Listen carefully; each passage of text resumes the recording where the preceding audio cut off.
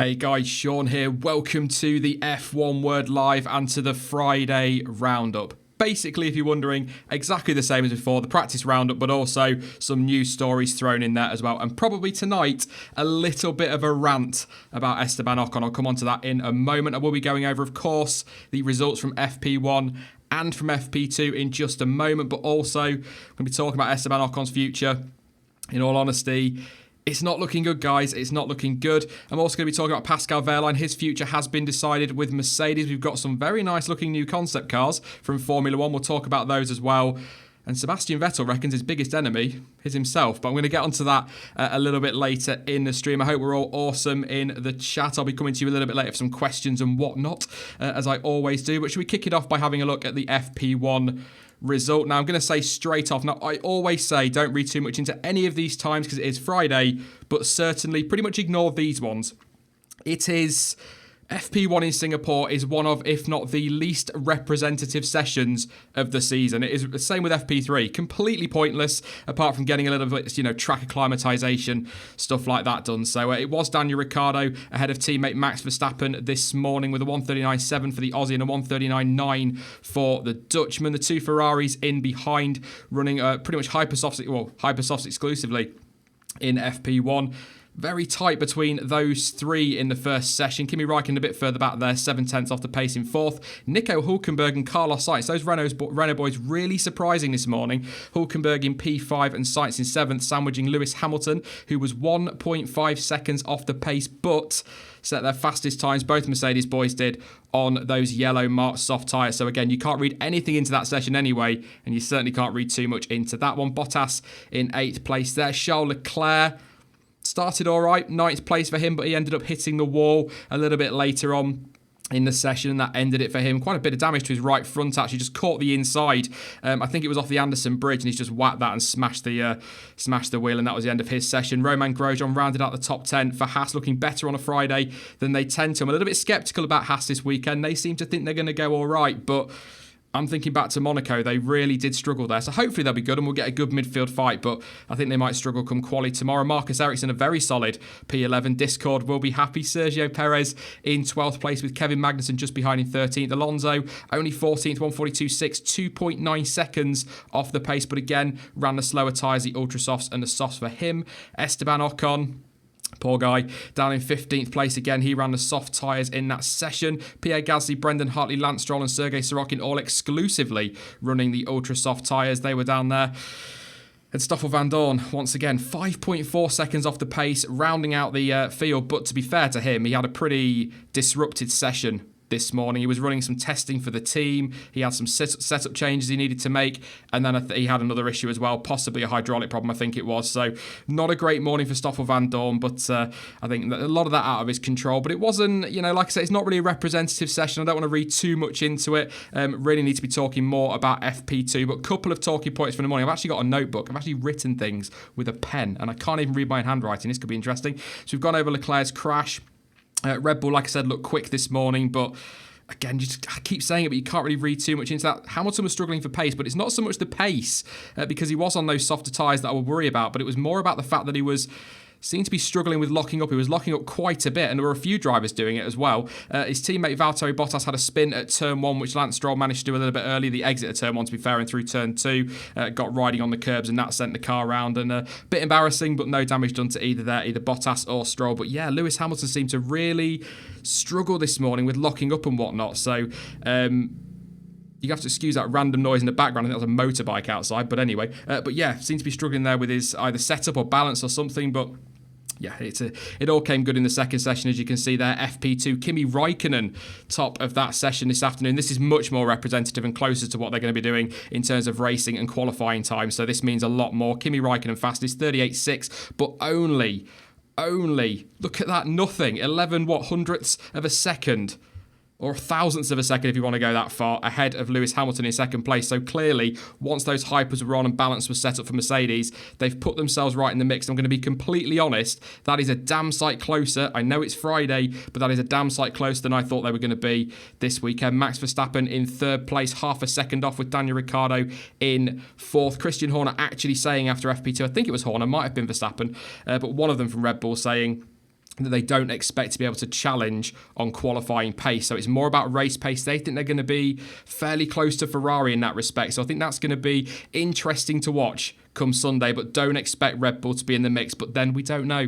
We don't know what engine modes they're running. They could be sandbagging. They could be telling us all sorts and then go and lock out the front row. You just never know with Red Bull, but they're not expecting it on qualifying pace. And of course, the Renault engine modes, the extra modes, are not as good as the Ferrari and Mercedes. So still keep an eye on them, but I think more Sunday for them. Valtteri Bottas in 5th place, 7/10 off his teammate, quite oddly, or best part of 7/10. So don't know. I've not seen any issues that he's been having, whether he was just maybe on different fuel loads and things. That could be it. Carlos Sainz, a good strong afternoon as well to top off his morning for Renault in 6th place. 1.5 seconds off the pace. Probably about right for the midfield. Not too bad actually for him. Just ahead of Romain Grosjean again. That guy, I know it's only Friday practice, but that guy is really turning his season around. He's starting to impress me. Fernando Alonso, though, big surprise for me. P8 in that McLaren. It should go a little bit better here. McLaren, the chassis is not great, but it's not going to come all down to power, so they might go a little bit better, but I don't expect a fantastic result. P8 pretty solid for him. Sebastian Vettel, though, P9. Not a great session. Lost a lot of time after hitting the wall towards the end of the lap, his favourite wall. He does like to give that one a whack from time to time. That caused damage to his car and ended his session. So lost a lot of vital time. As I keep saying, this is the session that is the most representative today. So he really needed that lap time. Whether it's going to affect him too much, he didn't get any long running done, but as somebody pointed out to me, I think it was on Twitter, even if he doesn't have the long running pace, all he needs to do is go and pop it on pole position if he's got that kind of pace in the car and control it from there. But that, still a lot of time to lose, lot of setup time, so frustrating day for him. Nico Hülkenberg, he was in 10th place. Renault do genuinely look good this weekend, also looking all right. Of Force India, a little bit underwhelming this morning, but a little bit better this afternoon. Sergio Perez in 11th and Esteban Ocon 13th.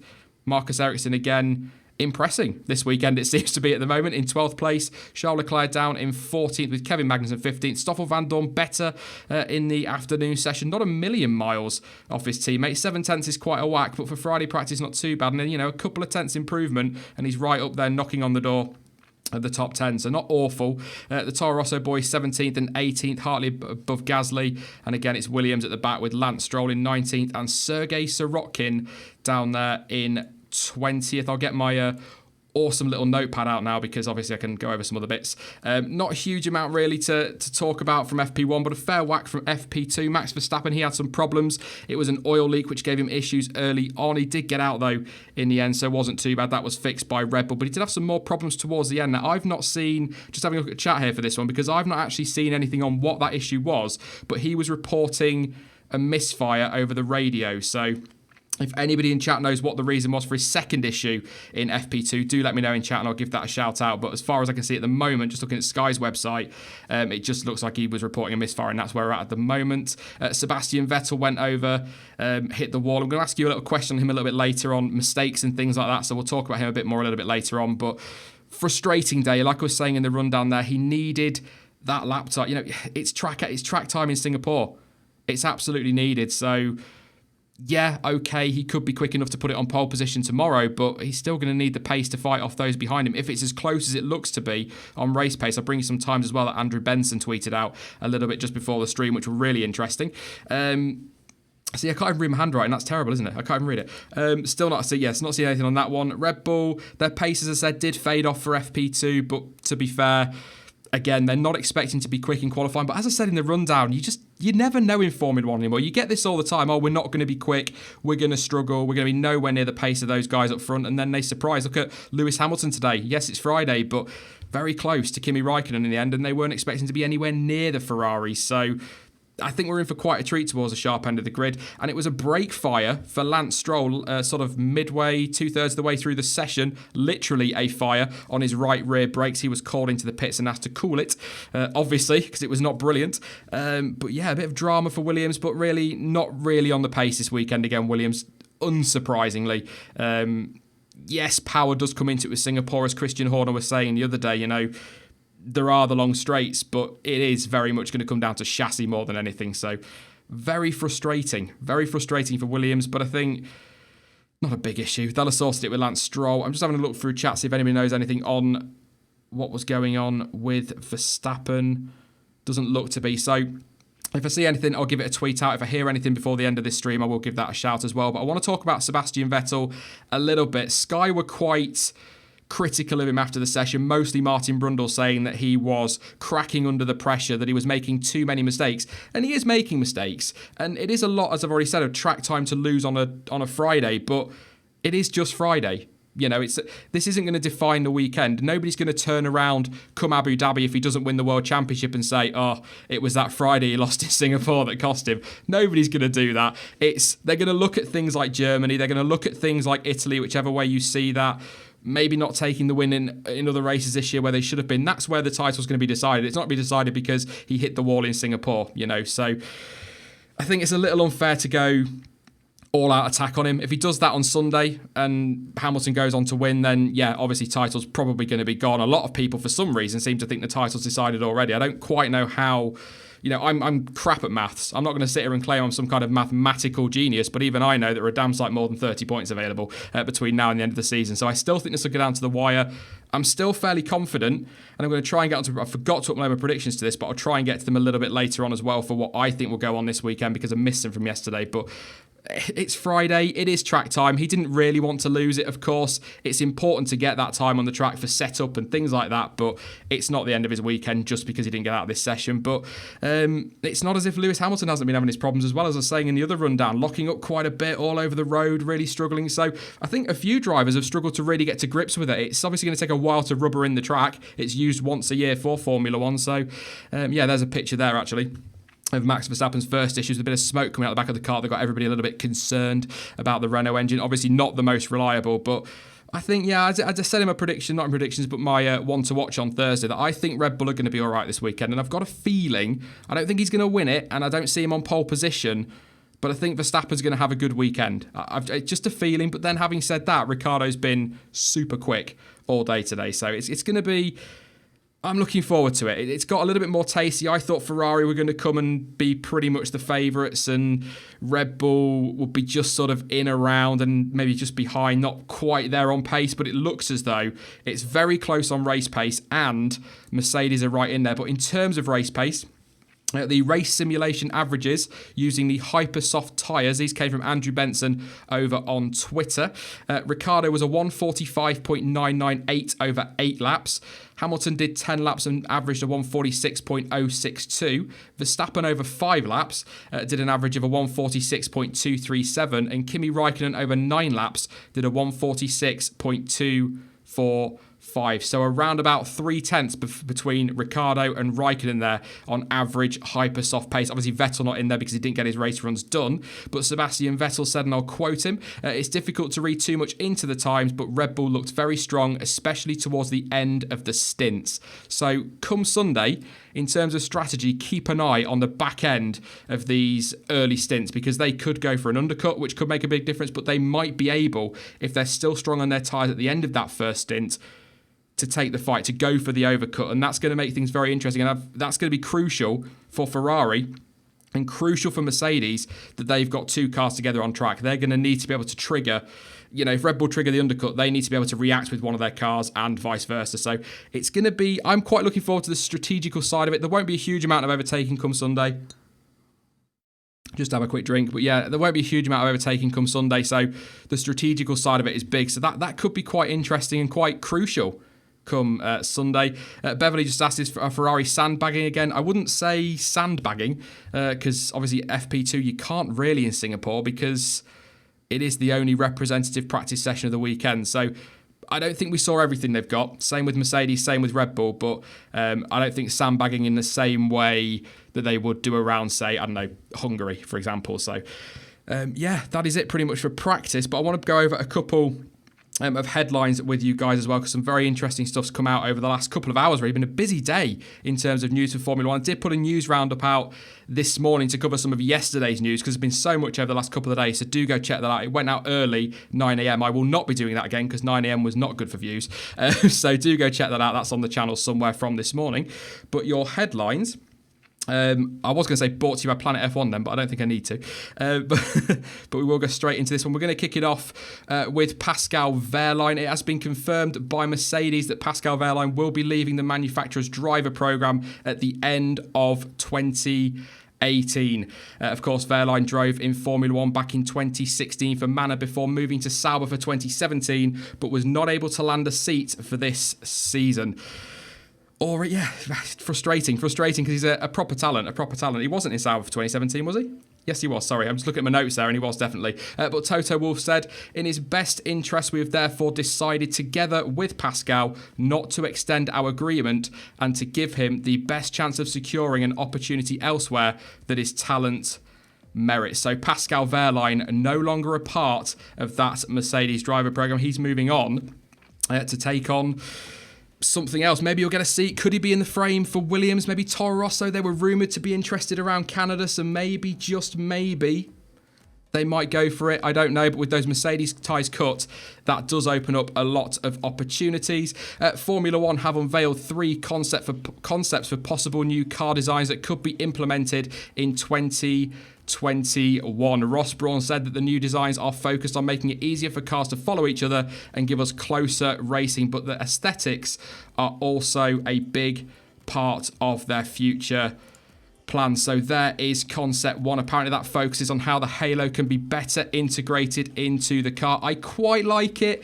It's not particularly spectacular. What I will say on these images, by the way, notice the old F1 logo. That's all I'm going to say. But I do like the way the halo looks on there. It looks a lot more sleek, a lot more aesthetically pleasing, I think is what we're all after. So not bad, but there is one that I prefer and one that a lot of people seem to prefer. But I'll ask you guys what you think about that in just a moment. On concept 2, the red one, it is described by Ross Brawn as a bit more extreme. He went on to say, one of the things you'll see is the bigger wheels. We are committed to 18-inch wheels for the future. They look better, but there are a lot of technical reasons why we want them.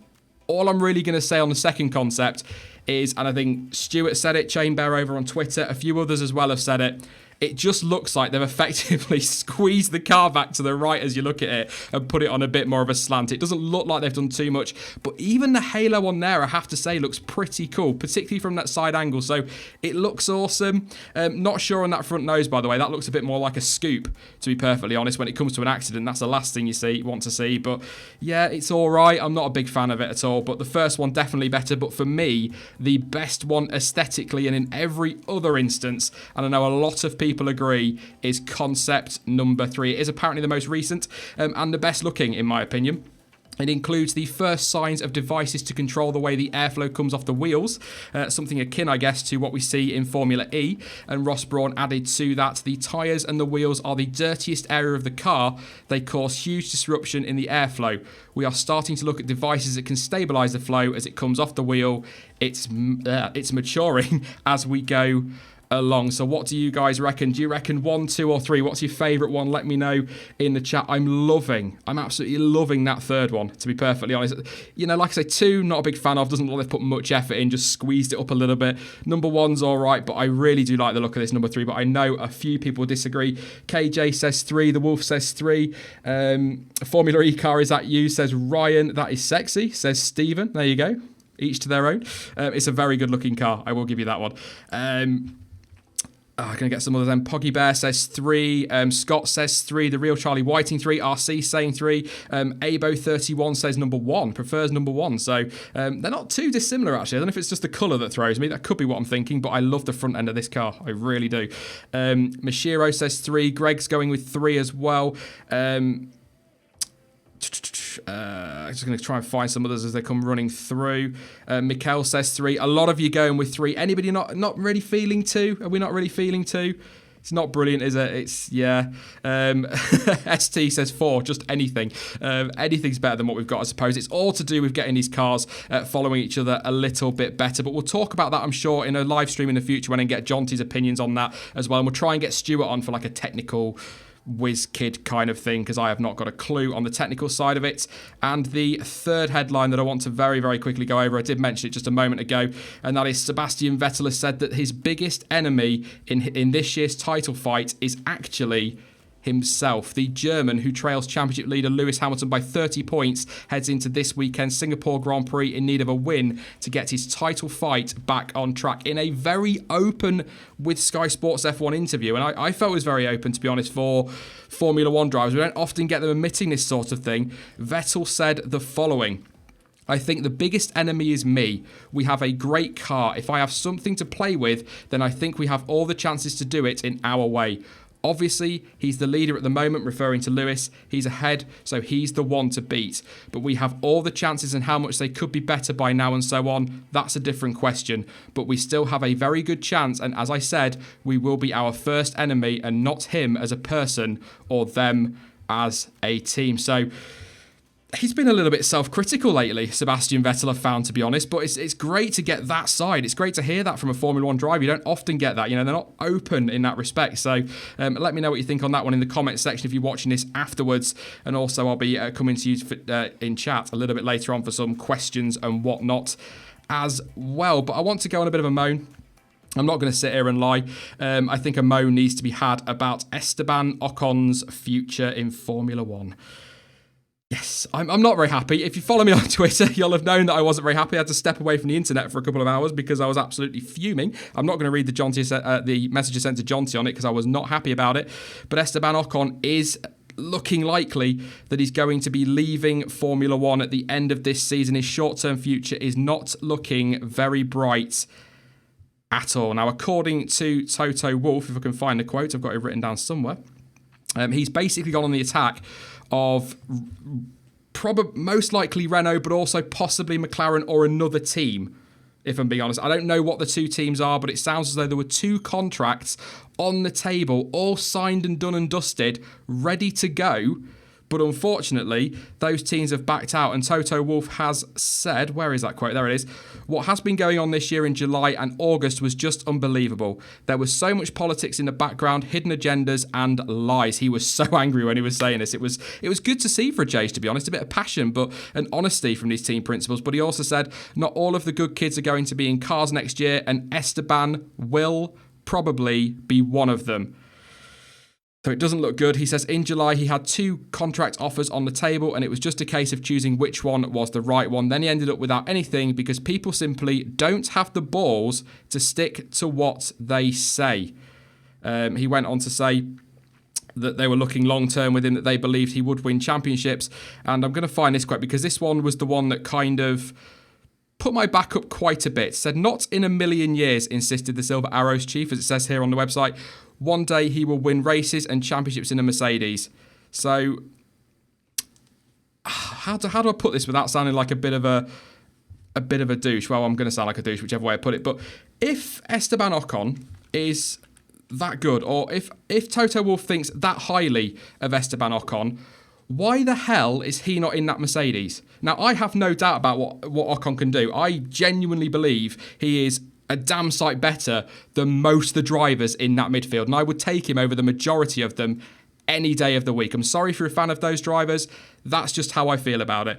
But for him to turn around and say teams haven't got the balls to stand by their principles, and then a few weeks ago turn around and criticise people for not being courageous enough to put these young drivers in cars, when their biggest rival, a team that never put young drivers in the car. Charles Leclerc will be Ferrari's young driver since, I think, the youngest driver since the 60s. And they've taken a gamble on that youth because they know how good Charles Leclerc is and they know that it's about the future and not short term. But Mercedes are criticising other teams for not doing it. Ferrari have put Leclerc in. Gasly is going to be at Red Bull next year. They're young drivers. They've come through the programme. Why is Ocon not in that car? Now, before I get too bitchy about Toto Wolff, what I will say is, kind of in his defence a little bit and having calmed down and thought about it a little bit more, what we have to remember is if those quotes are to be believed about July, that is when Bottas signed his deal. So it may well be that Toto Wolff believed that Ocon's future was secure, he would be on the grid for 2019, and so thought, right, that's him staying, let's renew Bottas's contract. If those contracts weren't on the table, he may well have taken that gamble and gone for Esteban Ocon. But if you've got two teams saying we'll have him, and you're basically sitting there trying to pick between the two of them, you tend to think that your driver's safe. I mean, the skeptic in me would say that you should probably wait until these teams sign these contracts and it's all done and dusted, but maybe that is what it is. But, I just think Stroll's getting a lot of stick, and I can understand why. Force India are getting stick, but I don't think Toto Wolff's getting the stick that he should be getting for this, because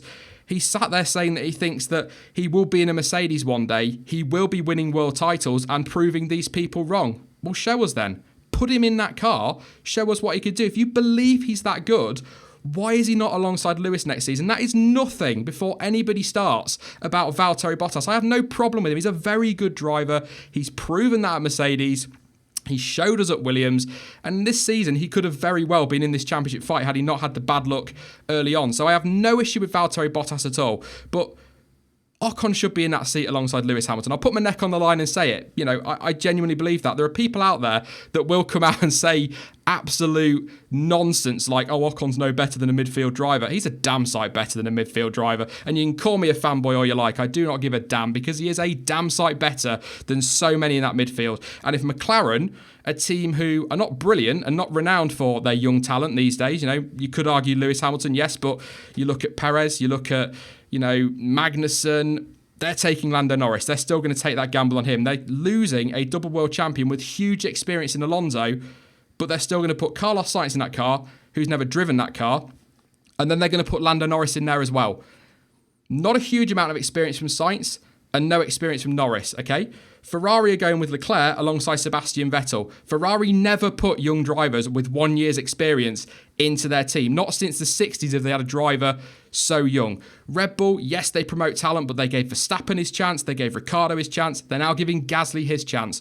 Why are Mercedes sat there saying, well, you know, nobody's willing to take our drivers. I think it's a disgrace they're not taking a gamble. Take your own bloody drivers. That's it at the end of the day. Take your own drivers. He's your driver, Toto.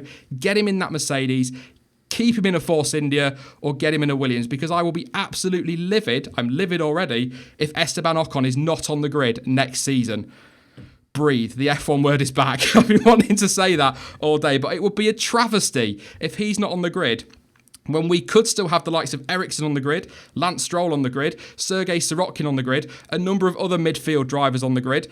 It'll be disgusting if he's not one of them. I can't get my head around how Formula One has come to this. Yes, of course, money's always a big part of it. Yes, of course, paid drivers have always been a part of Formula One. We've got some of the best drivers ever in the history of the sport paid to get into the sport.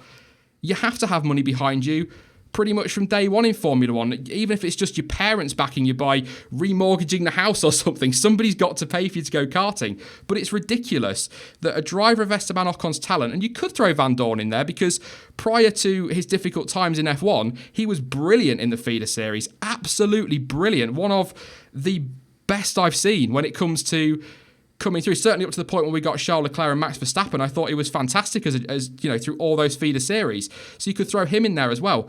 But the idea that two drivers of that talent are not going to be on the grid because somebody can come along and slap a check on the table that says, here's 50 million, I'll have that for 2 years, please. It's wrong. I know it's part of Formula One. I know that's what I'm going to get in the comments. You know, it's always been a part of the sport. I get that. I know that the money situation in Formula One is crap at the moment, that people are literally, these teams are having to take this money because they're struggling to survive. I understand that. So although I can understand the frustration that gets aimed at these drivers, how about we start aiming that frustration, that anger at the likes of Toto Wolff, who won't give their drivers a chance, at the likes of Mercedes, Ferrari, Renault and Honda that price people out of the engine market? How about we start aiming this at Formula One for not sorting this out before it got to this ridiculous stage? Final time I'll say it. Yes, paid drivers have always been a thing in Formula One, but I have never, in the 26, 27 years I've been watching, known it be this bad. Because the way it's going, Formula One, which, by the way, let's not forget, claims to be the pinnacle of motorsport and the place where the best drivers go to race, Formula One is losing a lot of credibility, and we could have a grid one day made up of half, 2/3 of paid drivers. It's not good enough. It's not good enough for Formula One, but I'm going to take a deep breath. I'm also going to have a drink. Jesus, that came out of nowhere. I was going to try not to do that and save it for a video, but that kind of got going. But I'm going to take some of your comments on this one. I know for some of you it's not going to go down very well, but if you are new to the F1 word, this is pretty much what the F1 word was founded off of. Just me sat with a microphone ranting like hell, and it didn't do me any favours then. It probably doesn't do me any favours now. But anyway, points mean prizes, says Owen. Absolutely. I never get that argument. If a driver's going to bring you points, surely that brings you really good championship money. But then I suppose, having said that, and to completely contradict what I just said, money, a cheque with money on it is money in the bank, isn't it? You can't guarantee points, so I suppose that's why they do it. But yeah, F1 shot itself in the foot, says Sam. It's just getting worse. It's just getting worse, mate. It seems to be. Thomas says, take another drink or you'll have a heart attack. It's been a while since I've gone off like that, so I do apologise if you hated it. But if you loved it, then I don't apologise at all, because I quite enjoy getting it off my chest. Nobody in my life in the real world gives a damn about Formula One, so it's great to come here and chat to you guys. Why doesn't Mercedes build a B team as Red Bull does, says Silvio. I still think, going back a little bit now, that is what Manor were going to be. I still think that's what their aim was there, but because they put Ocon in there, didn't they? But when they folded, I don't think they wanted to invest in them, and it's something that Toto Wolff says they're not really interested in financially. So, yeah, disappointing. Hamilton's father paid for his first season, says Martin. Yep, like I said, every driver has got to have money from somewhere, even if it's just selling the car or remortgaging the house. They've got to find money to get in there. So, yeah, it's part. Yeah, motor racing's so expensive, even right at grassroots. It's not something you can just do on a weekend with your pocket money. You need that backing there, and obviously to get any further in Formula One then, or in motorsport, as we've seen, not just Formula One to be fair. You know, we've seen it. There are drivers that have gone over to, or a driver, let's not name him, that went over to IndyCar recently with a big fat check and got a seat despite some of his actions. So, you know, there you go. It's money everywhere. Money's an issue for everybody. So, Formula One is losing its market value by signing paid drivers. Says Naveen. It's not helping it. I don't know how much it'll be hurting it. I'm not into the figures. Like I say, I'm not any good at maths, but yeah, it can't be helping it, can it? I am the only one who wants a V6 solo turbo engine without electric, and the engine argument. To be honest, Alex, I would love a V8. If I'm wishing for things, I'd love a V12. I think most of us would, but I think the problem is F1 seems to be stuck in this idea of remaining or trying to be road relevant, and I don't think it's going to change, but I'd love some louder engines. Just a V8 would do, just a big fat V8 in the back of them that makes just a screaming engine like we used to get, but I don't think that's ever going to happen. So, yeah, going to have to let that one go. Unfortunately, I know we'd love to see it back, but Vettel dad was working in construction. Yeah, absolutely. I noticed your math problem at Silverstone, says ST. Shut up. Money disappears. I can't help it. Lance Stroll needs to go. He definitely isn't good enough. Not Sirotkin. Ericsson is just about good enough. Do you know, I did this in a stream that apparently was sponsored by Lance Stroll. I think it's Ethan, I think your name is. But I went over this then. I still think if Lance Stroll had a season or two in F2, people would think more highly of him. Even if his seat was bought, I think people would say they'd still be frustrated he's a paid driver, but I think he'd get a lot more credit because he'd spent a couple of years learning in the formula below, wasn't quite so young, and it wasn't such a blatant, here's the money, let's take the seat. So, yeah, just a few comments going through. I'm just trying to keep calm on what I read there. I don't want to go and start up debates because we're going to end the stream in just a few moments. But I seem to have started a debate here, which I didn't mean to. I apologise. Sean and Ocon forever, says JV. Yeah, I'm going to get called a fanboy after this, but I don't care. He's too good not to be on the grid. He really is. If I thought, as I've said so many times, if I thought it was no good, I'd say it was no good. It's as simple as that. So, how about the only engine limits being displacement and fuel consumption? Let them go wild with cylinders and revs, says Mike. That's definitely something we can debate on another stream, mate. I'll try and avoid stuff like that, though. Should we do some silly season stuff quickly and what this is going to mean? Don't forget my predictions. Thank you very much, Abysmal. Look, I will try and remember to do that in just a moment, but we'll just do some quick silly season. Sebastian Buemi, by the way, has come out and said that he's not going to be going to not coming to Formula One this year. He's going to stay in his role at Toro Rosso, helping through young talent. So that's not going to happen.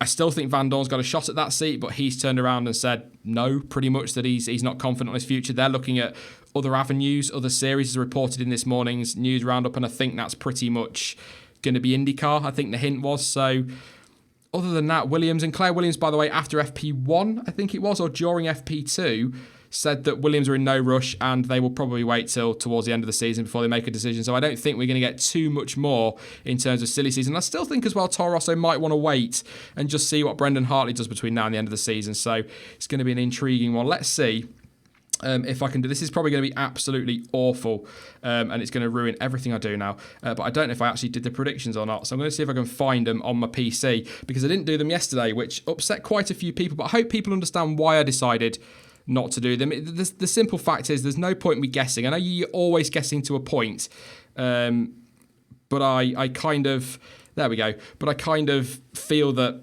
there's no point me just randomly guessing, but you can see there I've gone for a bit of a wild card in some respects. I'm going to go with Kimi Räikkönen for pole position because I think that time that he had today is going to be hugely important for that. But I do still think Sebastian Vettel will win. And yes, I do think team orders will start to come into it now.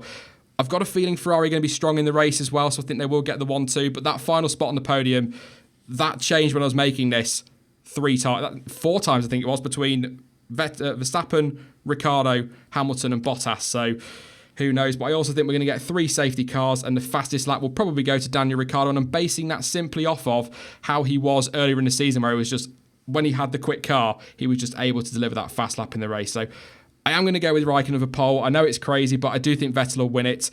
And I think Ferrari are going to get their 1-2. It's been a long time coming. So just a feeling I've got. Like I say, they are technically still guessing, but with a little bit more information after FP1 and FP2. But one thing I will say is, don't read too much into my predictions because they're generally pretty awful, but also it's close. It is so close at the top. I guess that's kind of the point to end on, really, is that it is so close at the top, a lot closer than we were all expecting it to be. So really looking forward to this weekend, certainly tomorrow. I'm going to get some of your predictions very quickly, and then I am going to disappear because I think we're going to end up, well, I already overrunning. These are supposed to be 20 minutes to 30 and we're at 36. So just get a couple of yours very, very quickly. Nicholas says he's rooting for Danny Rick. Absolutely. A lot of people will be rooting for him. Sam says Vettel pole, Vettel winner, podium Verstappen and Raikkonen and Lewis to retire. Ooh, big gambles. Big gambles. I like that. My money was on Ericsson, says Julius. Raikkonen will take P1. Vettel pole, Vettel winner. Second, Hamilton. Third, Kimi.